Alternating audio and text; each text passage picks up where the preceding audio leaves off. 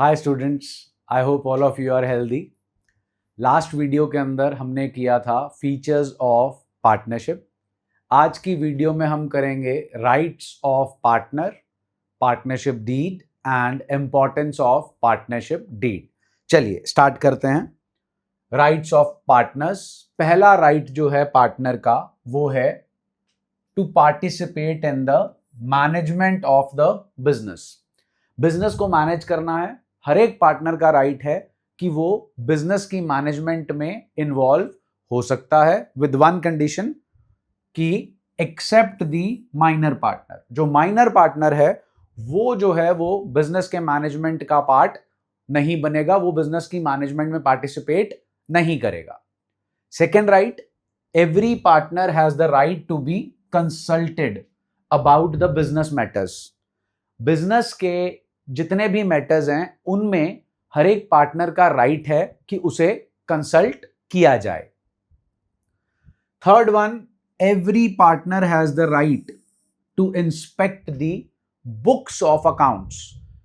Books of accounts का मतलब जी हमारा trading account, profit and loss account and balance sheet. तो हर एक पार्टनर का राइट है कि जो बुक्स ऑफ अकाउंट साल की बन रही हैं वो उसे इंस्पेक्ट भी कर सकता है और उसके पास उसकी एक कॉपी भी होनी चाहिए।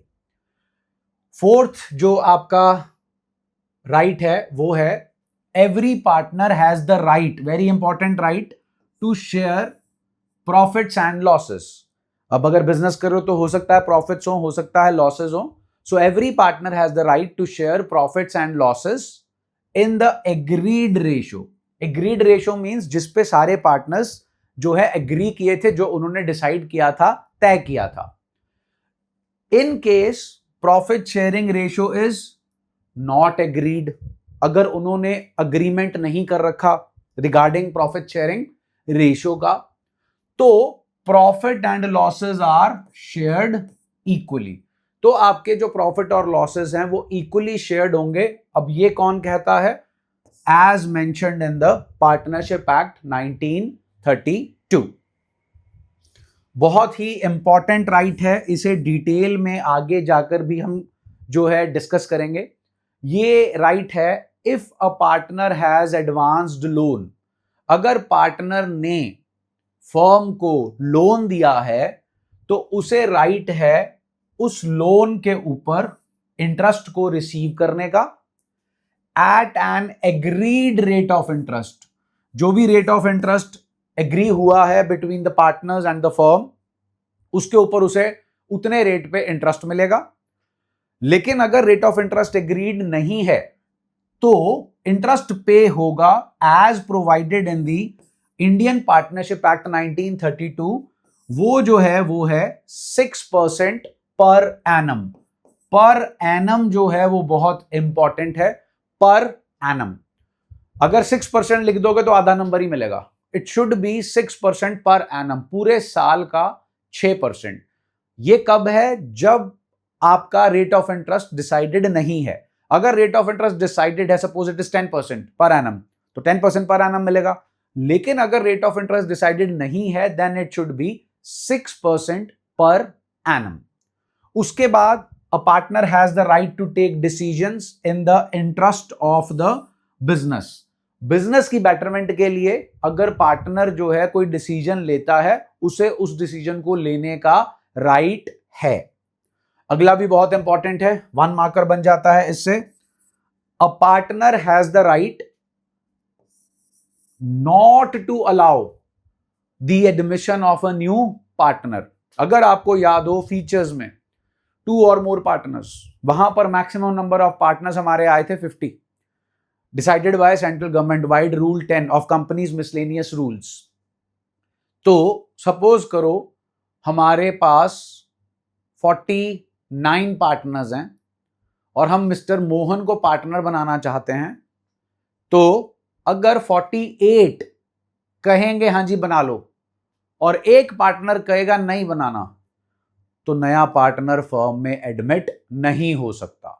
सो a partner has the right not to allow the admission of a new partner.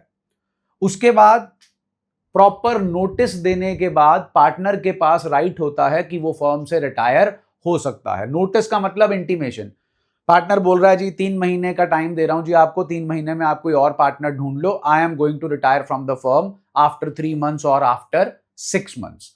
तो ये हैं हमारे राइट्स ऑफ अ पार्टनर। उसके बाद आता है हमारे पास बड़ा ही इंपॉर्टेंट सेटअप, वो है पार्टनरशिप डीड। अब ध्यान से सुनिए, हम इसके बारे में वैसे तो बात कर चुके हैं। पार्टनरशिप जो है वो कम्स इनटू एग्जिस्टेंस होती है विद एन एग्रीमेंट। अब वो एग्रीमेंट ओरल भी हो सकता है और वो एग्रीमेंट रिटन भी हो सकता है। अग्रीमेंट ईदर ओरल और written is the basis of partnership. It is always better to have written agreement so that disputes are avoided। अगर आपने ब्लैक एंड व्हाइट में लिख के जो है वो अपना अग्रीमेंट बना रखा है, तो कल को अगर कोई डिस्प्यूट राइज होता है किसी भी मैटर में, तो उसके लिए हमारे पास जो है वो रिटन अग्रीमेंट होगा रेफरेंस के लिए। And if they come up they can be resolve. कोई भी डिस्प्यूट अगर अराइज होता है तो हम उसे हल कर सकते हैं। This written document is known as partnership deed, इसे बोलते हैं partnership deed.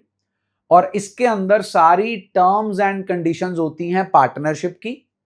It is a legal document. Legal document का मतलब है जी, इसे आप कोर्ट ऑफ लॉ में जो है एज एन एविडेंस शो कर सकते हो, signed by all the partners. और इसके अंदर ये क्लॉजेज होते हैं, ये जो आपको क्लॉजेज दिख रहे हैं ना जी, इन्हें बोलते हैं कंटेंट्स ऑफ पार्टनरशिप डीड। अब इसमें काफी सारे क्लॉजेज हैं जो आपके साथ मैं डिस्कस करूंगा। कोई एक दो क्लॉज ऐसा होगा जो मैं आपके साथ डिटेल में डिस्कस नहीं करूंगा, you need not to worry. आगे जाकर वो सब चीजें जो हैं वो डिस्कस हो जाएंगी। मैं आपको एक चीज क्लियर करना चाहता हूं, अगर आप ये वीडियोस देख रहे हो और अगर आप इन्हें रॉ तरीके से देख रहे हो, मींस आपको चैप्टर 1 नहीं आता है। अगर आपको चैप्टर 1 नहीं आता है, मैं आपको ये उस तरीके से समझा रहा हूं कि आप बिगिनर हो। मैं आपको उस तरीके से नहीं समझा रहा कि आपने ये चैप्टर कर रखा है। वो भी आपके लिए वीडियो बनेगी जिसमें अगर आपने ये चैप्टर कर रखा होगा, आपको रिवीजन चाहिए, क्विक रिवीजन चाहिए, वो भी वीडियो आएगी। लेकिन हाल फिलहाल जो वीडियो है वो उन स्टूडेंट्स के लिए है जो बिगिनिंग से इस चैप्टर को करना चाहते हैं, जिन्हें इस चैप्टर के बारे में कुछ नहीं पता। इसलिए मैं धीरे धीरे जो है वो चल रहा हूं। सो फर्स्ट क्लॉज है जी डिस्क्रिप्शन ऑफ द पार्टनर्स। जितने भी पार्टनर्स हैं उनका नाम, उनकी डिस्क्रिप्शन और उनका एड्रेस। उसके बाद बारी आती है डिस्क्रिप्शन ऑफ द फर्म। जो हमारी फर्म है उसका क्या नाम है और उसका एड्रेस क्या है। प्रिंसिपल प्लेस ऑफ बिजनेस, हमारे बिजनेस का हेडक्वार्टर कहां है। जैसे अगर मैं बात करूं एप्पल कंपनी, इसका हेडक्वार्टर कहां है। एप्पल तो पूरी एप्पल कंपनी के प्रोडक्ट्स पूरी दुनिया में बिकते हैं, बहुत सारे प्रोडक्ट्स हैं, आप भी यूज करते होगे। लेकिन इनका हेडक्वार्टर कहां है। इनका हेडक्वार्टर है यूनाइटेड स्टेट्स अमेरिका के अंदर। So address of the principal place of business. फिर आता है जी नेचर ऑफ बिजनेस, हमारी फर्म किस तरीके के बिजनेस में एंगेज होगी।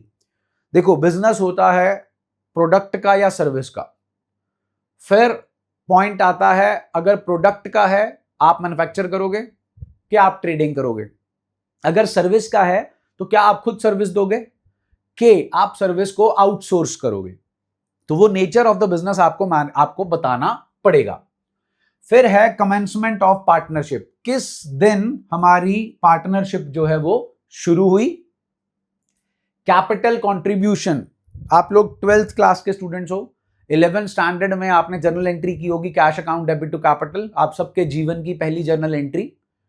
तो 11th स्टैंडर्ड में एक ओनर होता था, यहां मल्टीपल ओनर्स हैं, तो उन्होंने कितनी कितनी कैपिटल जो है वो कंट्रीब्यूट की है। So the amount of capital to be contributed by each partner, whether the capitals account shall be fixed और fluctuating, don't worry about this. अगर आपने जो है ये चैप्टर स्टार्टिंग से कर रहे हो आप, तो फिक्स्ड और फ्लक्चुएटिंग होते हैं methods to maintain partners capital account, जो आगे जाकर हम करेंगे अगली वीडियोस में। और अगर आप ये ऑलरेडी कर चुके हो तो आपको मालूम होगा कि फिक्स्ड कैपिटल मेथड के अंदर हम दो अकाउंट्स मेंटेन करते हैं, पार्टनर का कैपिटल अकाउंट एंड पार्टनर का करंट अकाउंट। और अगर हमारी कैपिटल फ्लक्चुएटिंग होती है तो हम सिर्फ एक अकाउंट मेंटेन करते हैं, नाम है पार्टनर्स का कैपिटल अकाउंट। उसके बाद जी इंटरेस्ट ऑन कैपिटल 11 स्टैंडर्ड में आप ये पॉइंट कर चुके हैं और ये पॉइंट भी कर चुके हैं। इंटरेस्ट ऑन कैपिटल अगर पार्टनर को देना है, जैसे 11 स्टैंडर्ड में ओनर को देते थे, सिंगल ओनर को, यहां मल्टीपल ओनर्स हैं तो उनको देंगे। अगर हमने इंटरेस्ट ऑन कैपिटल देना है तो कितने परसेंट देना है, अगर हमने इंटरेस्ट ऑन ड्रॉइंग्स चार्ज करना है तो कितने percent interest on drawings charge करना है। फिर आता है जी हमारे पास profit sharing ratio. Profit sharing ratio में the ratio in which the profits और losses shall be shared by the partners, ये पहले से ही हमें डिसाइड करना होगा कि हमारी जो प्रॉफिट शेयरिंग रेशो है, किस रेशो में हमने अपने प्रॉफिट्स को डिस्ट्रीब्यूट करना है। उसके बाद है interest on loan, rate of interest on loan by partner to the firm and interest on loan to a partner by the firm. इसको डिटेल में डिस्कस करेंगे अगली वीडियो में। हमारा एक टॉपिक आता है loan provided by partner to the firm and loan provided by firm to the partner. Simple है, एक फर्म है और एक पार्टनर है, वो मैं आपको पिछली वीडियोस में बता चुका हूं नेचर ऑफ द बिजनेस के अंदर, नेचर ऑफ द पार्टनरशिप के अंदर। हो सकता है पार्टनर फर्म को पैसा उधार दे, हो सकता है फर्म पार्टनर को पैसा उधार दे। इन बोथ द सिनेरियोस वो एक दूसरे को इंटरेस्ट पे करेंगे, तो उस इंटरेस्ट की यहां पर बात की जा रही है। A rate of interest on loan by a partner to the firm, यहां पर पार्टनर ने फर्म को पैसा उधार दिया है तो फर्म उस उधार पे पार्टनर को इंटरेस्ट पे करेगी, कितना। दूसरा है interest on loan to a partner by the firm, partner ने जो है फर्म से उधार लिया है और the other way around, firm जो है वो पार्टनर को उधार दे रही है तो पार्टनर जो है वो फर्म को उसके ऊपर इंटरेस्ट देगा। फिर आता है रेम्युनरेशन टू पार्टनर्स। रेम्युनरेशन में आ जाता है दो चीजें, सैलरी, कमीशन। अगर एग्री है तो हमने पार्टनर को कितनी सैलरी देनी है और कितना कमीशन देना है। उसके बाद है valuation of goodwill. Goodwill word आपने 11th स्टैंडर्ड में पढ़ा होगा। गुडविल एक एसेट है, इनटैंजिबल एसेट है, which cannot be seen, which cannot be touched, which doesn't have a physical existence। लेकिन गुडविल जो है उससे जो है बहुत फायदा होता है। ये एक अट्रैक्टिव फोर्स है जो कस्टमर को बार बार आपके बिजनेस की प्लेस पर वापस लेकर आता है। तो टेंशन मत लीजिए, method by which goodwill of the firm will be valued at the time of reconstitution of the firm, that is change in PSR, admission, retirement और death of a partner। Tension ना लीजिए जी, हमारे chapter number 2 का नाम है value, nature and valuation of goodwill. तो पूरा एक चैप्टर डेडिकेटेड है आपके गुडविल के लिए। हाल फिलहाल आपकी पार्टनरशिप डीड के कंटेंट में क्लॉजेज में लिखा होगा कि जब भी हमें गुडविल कैलकुलेट करनी होगी हम कौन से मेथड को फॉलो करेंगे। गुडविल कैलकुलेट करने की जरूरत कब पड़ती है, again need not to worry. ये चैप्टर्स के नाम है, ये तीसरे चैप्टर का नाम है, ये 4th चैप्टर का नाम है, ये 5th चैप्टर का नाम है और ये 6th चैप्टर का नाम है डेथ ऑफ अ पार्टनर। फिर आता है वैल्यूएशन ऑफ एसेट्स। जो हमारे एसेट्स हैं उनकी वैल्यू कैसे की जाएगी at the time of reconstitution. Reconstitution यही जी 4 चैप्टर्स। जब हम उन चैप्टर्स पे पहुंचेंगे तब हम एक अकाउंट बनाना सीखेंगे। अकाउंट का नाम है रिवैल्यूएशन अकाउंट। उस रिवैल्यूएशन अकाउंट में हम अपने एसेट्स को रिवैल्यू करते हैं और लायबिलिटीज को रीअसेस करते हैं। वो कैसे करना है उसके बारे में यहां पर बात की जा रही है, जो कि हम डिटेल में पढ़ेंगे जब हम चैप्टर नंबर 3, 4, 5 और 6 करेंगे। उसके बाद आता है हमारे पास सेटलमेंट ऑफ अकाउंट्स। अब जो हमारा सेटलमेंट ऑफ अकाउंट है उसमें है the manner in which the account of partners shall be paid in case of his और देयर रिटायरमेंट और डेथ और at the time of dissolution of the firm. Settlement of account का मतलब है बेटा जी, अगर पार्टनर जो है वो आपकी फर्म छोड़ के जा रहा है, उसका कारण हो सकता है वो रिटायर हो रहा है या अनफॉर्चुनेटली उसकी डेथ हो जाती है, तो हमने मींस फर्म ने, मैं फिर से बता रहा हूं, हम बुक्स ऑफ अकाउंट्स फर्म की बनाते हैं, तो फर्म ने पार्टनर को जो कुछ भी देना है उसकी सेटलमेंट कैसे होगी, या आपकी बुक का, आपकी पार्टनरशिप का आखिरी chapter dissolution of partnership firm, उस टाइम पर हम सारे पार्टनर्स के अकाउंट्स को कैसे सेटल करेंगे। सो वो सेटलमेंट ऑफ अकाउंट्स जो है वो यहां पर मेंशन है। उसके बाद हमारे पास है अकाउंटिंग पीरियड। ये आपने 11th स्टैंडर्ड में पढ़ा होगा। दो अकाउंटिंग पीरियड्स होते हैं, एक कैलेंडर ईयर और एक financial year. Calendar year start होता है 1st ऑफ जैन और एंड होता है 31st of December. Financial year start होता है 1st ऑफ अप्रैल और एंड होता है नेक्स्ट ईयर के 31st ऑफ मार्च पे। तो जो हमारा अकाउंटिंग पीरियड है वो कौन सा होगा? The date on which the account shall be closed every year. Final account याद है 11th स्टैंडर्ड की फाइनल अकाउंट्स कब बनाओगे? नॉर्मली अकाउंट्स क्लोज होते हैं 31st of March every year because every entity must submit the return of income, that is income tax return, ITR बोलते हैं जिसे, फॉर द पीरियड और the year ended 31st March every year. तो normally हमारे यहां पर हर एक business entity अपनी बुक्स ऑफ अकाउंट्स को 1st ऑफ अप्रैल से शुरू करके 31st ऑफ मार्च तक बनाती है, बिकॉज जो हमारी गवर्नमेंट है वो इनकम टैक्स पर्पस की कैलकुलेशन के लिए हमसे हमारी इनकम का रिकॉर्ड जो मांगती है वो मांगती है 1st ऑफ अप्रैल से लेकर 31st ऑफ मार्च तक। तो हमारा अकाउंटिंग पीरियड जो है वो फाइनेंशियल ईयर होगा। उसके बाद आ गया जी rights and duties of the partners are defined. हमने ऊपर राइट्स पढ़े थे जी, राइट्स ऑफ पार्टनर, और उनकी क्या ड्यूटीज है वो डिफाइन की जाती हैं आपके पार्टनरशिप डीड के क्लॉजेस में। ड्यूरेशन ऑफ द पार्टनरशिप, जो हमारी पार्टनरशिप है उसकी टाइम पीरियड क्या होगा? वो एक स्पेसिफिक पीरियड के लिए 2 साल 3 साल 4 साल 5 साल, वो जो है एक पर्टिकुलर प्रोजेक्ट के लिए बनाया गया है, या फिर है पार्टनरशिप एट विल, किसी भी पार्टनर की जब मर्जी होगी वो नोटिस देगा और हम अपनी पार्टनरशिप को खत्म कर देंगे। फिर उसके बाद आता है बैंक अकाउंट का ऑपरेशन। जो हमारा बैंक अकाउंट है, ऑफ कोर्स आपको बैंक अकाउंट खोलना पड़ेगा, वो जो बैंक अकाउंट है वो पार्टनर्स के नाम पर जो है वो खोलेंगे, एनी ऑफ द पार्टनर्स के ज्वाइंटली। मीन सपोज कीजिए ए बी और सी हैं, तो ए के नाम पे बैंक अकाउंट खुलेगा, बी के खुलेगा, सी के खुलेगा, के तीनों के नाम पर ज्वाइंट अकाउंट जो है वो खुलेगा। फिर आता है जी हमारे पास death of a partner, whether the firm will continue on the death of a partner. आपको पार्टनरशिप डीड में पहले से ही लिखना पड़ेगा कि क्या होगा अगर किसी पार्टनर की डेथ हो जाती है, फर्म को कंटिन्यू रखेंगे कि फर्म को बंद कर देंगे, तो वो आपके इस क्लॉज के अंदर मेंशन होता है। एंड लास्ट जो आपका क्लॉज है वो है सेटलमेंट ऑफ डिस्प्यूट्स। अगर कोई डिस्प्यूट अराइज होता है पार्टनर्स के बीच में तो उसे कैसे सेटल किया जाएगा? A simple partnership deed is given in the QR code. आपने टीएस गरेवाल फॉलो कर रखी है तो आपको जो है चैप्टर में आगे जाकर एक क्यूआर कोड दिया होगा, जिसको अगर आप स्कैन करोगे तो आपके पास पार्टनरशिप डीड की कॉपी जो है वो निकल कर आ जाएगी। तो अभी तक हमने किया है स्टूडेंट्स, एक तो राइट्स ऑफ अ पार्टनर और दूसरा किया है पार्टनरशिप डीड, जो कि ओरल और रिटन हो सकती है। अगर अग्रीमेंट जो है वो ओरल और रिटन हो सकता है। अगर हमने रिटन में सारी टर्म्स एंड कंडीशंस लिखी हैं अपने बिजनेस की तो वो कहलाती है पार्टनरशिप डीड, और उसके अंदर जो क्लॉजेज होते हैं हमने उसके बारे में डिस्कस किया है टिल हेयर, जो हमारे 20 क्लॉजेज हैं। इसके बाद आता है हमारे पास इंपॉर्टेंस ऑफ पार्टनरशिप डीड। बहुत इंपॉर्टेंस है जी पार्टनरशिप डीड की।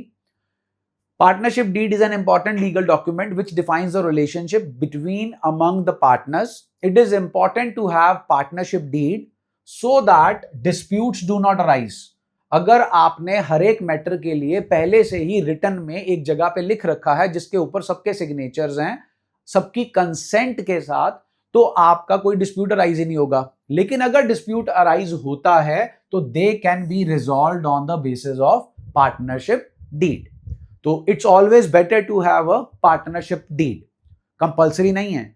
इंडियन पार्टनरशिप एक्ट 1932 कहता है कि रजिस्ट्रेशन कराना अपनी पार्टनरशिप की वो ऑप्शनल है, कंपल्सरी नहीं है। इट इज यूजफुल, 3 कारण दे रखे हैं जी। पहला कारण है it defines the rights, duties, responsibilities and liabilities of each partner.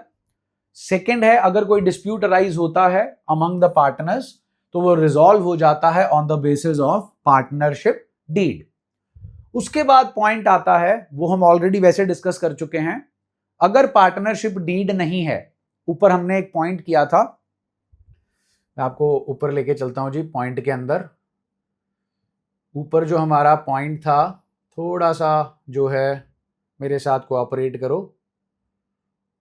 हम लोग जो है व्हाइट बोर्ड पे पढ़ाते हैं तो थोड़ा सा टाइम लगेगा इस चीज़ के साथ, इस चीज़ को यूज टू होने में।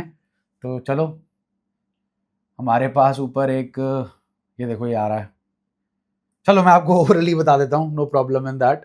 जो ओरल वाला हमारा सेटअप है मैं आपको वही बता देता हूँ। ओरल वाला सेटअप हमारा क्या था कि अगर पार्टनर ने फर्म को लोन दे रखा है तो उसे मिलेगा इंटरेस्ट जितना पार्टनरशिप डीड में एग्रीड है, लेकिन अगर पार्टनरशिप डीड में एग्रीड नहीं है तो उसे मिलेगा 6% पर एनम। अब यहां पर देखिए, if the partnership deed does not exist और वेयर इट एग्जिस्ट, जहां पर ये एग्जिस्ट करती है but does not have a term on a particular matter, provisions of Indian Partnership Act 1932 जो है वो अप्लाई होता है।